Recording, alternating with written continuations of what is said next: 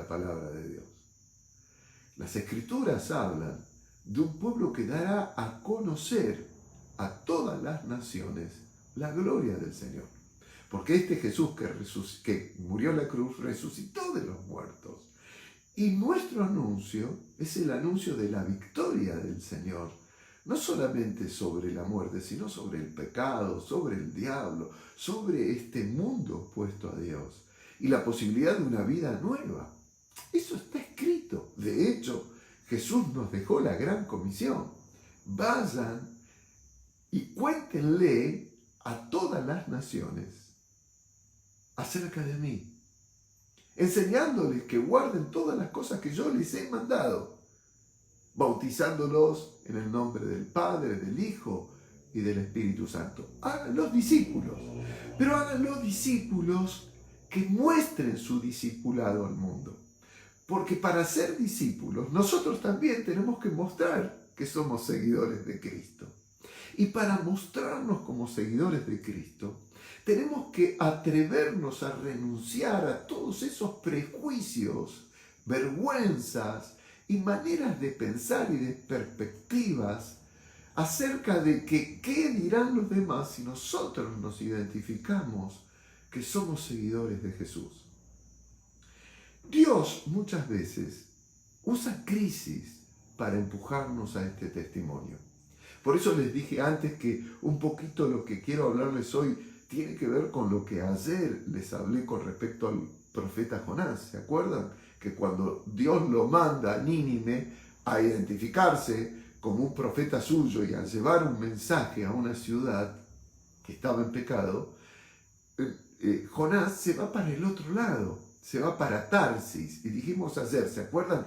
Que Tarsis es el lugar soñado que todos queremos llegar, un lugar de lujo, un lugar exótico, un lugar de riqueza, en donde la mayoría quiere pasar el resto de sus vidas. Y hacia ahí se iba Jonás. Cuando Dios levanta una tormenta, una crisis, y a través, de toda la historia que ustedes conocen, del pez que lo traga, hace que Jonás revierta su decisión de no hacer lo que Dios le pedía, y entonces va a esa ciudad, anuncia lo que Dios le había dicho, y toda la ciudad, 120.000 personas, se arrepienten de su maldad y de sus pecados, Dios los perdona, y se produce una conversión en tanta gente.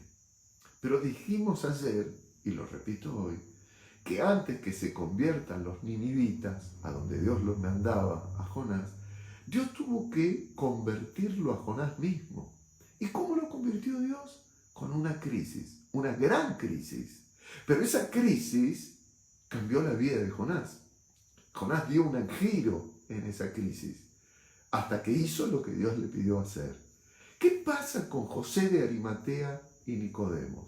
Una crisis. La cruz es una crisis. Delante de esa cruz, donde ellos ven que Jesús ha dado su vida en sacrificio conforme a todo lo que estaba escrito, ellos tienen que tomar una decisión. O manifiestan públicamente que creen en Jesús porque todo lo profetizado de él se cumplió en él, o lo siguen ocultando, que son discípulos del Señor. Y ahí es cuando José de Arimatea y Nicodemo, frente a una crisis, toman una decisión. Basta, me identifico. José va, entra y sorprende a Pilato y le pide el cuerpo de Jesús, ya que era un hombre respetado, conocido por Pilato, aprovecha su influencia y se expone delante de todos al hacerlo. Le entrega lo mejor, lo que él tenía reservado para él, la tumba. Nicodemo, lo mismo. Él llevaba en oculto que era discípulo, pero frente a la cruz, él tiene que tomar una decisión. Y vuelca su fortuna para que Jesús entre en la tumba como un rey, ungido con lo mejor. Crisis. Dios muchas veces utiliza las crisis para llevarnos a tomar una decisión de discipulado. Y a veces nosotros huimos de las crisis, cuando en realidad deberíamos repensar nuestras vidas frente a las crisis. Porque si hay algo de utilidad que tiene una crisis que puede producir trastorno, sufrimiento o angustia o problemas o desazón, justamente lo único que tiene de utilidad una crisis, mis queridos hermanos y hermanas, es que uno revise su vida y se replantee frente a la crisis en qué va a invertir su vida. Yo siempre enseño esto. Si estás viviendo algo difícil, más vale que lo inviertas a eso, que inviertas tu tristeza, que inviertas tu dolor, que inviertas tu desazón. ¿Y cómo se puede invertir? En revisar nuestras vidas, porque probablemente esa crisis Dios la quiere utilizar para que definitivamente nosotros podamos identificarnos como discípulos de Cristo, discípulos que esperan en su Dios, discípulos que confían en su Dios, discípulos que tienen esperanza en un Dios que interviene en nuestras vidas para salvarnos de todas las maneras posibles. ¿Y qué es lo que necesita este mundo escuchar de parte nuestra? Justamente esto, dar testimonio que viviendo las mismas circunstancias que está padeciendo este mundo, nosotros confiamos en un Dios que es Salvador, en un Dios que por amor a nosotros se entregó en una cruz. La cruz la colgamos a veces con una cadenita, algunos las ponen en las paredes de su casa, otros las ponen en sus templos, pero la cruz en realidad es un instrumento de crisis. La cruz nos lleva a decidir si hemos de ser o no ser genuinos, honestos y transparentes testigos de Cristo. Espero que esta palabra te anime a renunciar a tus vergüenzas, las vergüenzas que nos atan a veces de identificarnos, ¿no? Porque, claro, como vivimos en un mundo que se ríe de Cristo, del Evangelio y de la fe, a veces nos cuesta identificarnos porque tenemos vergüenza. Mi hermano, es una dignidad.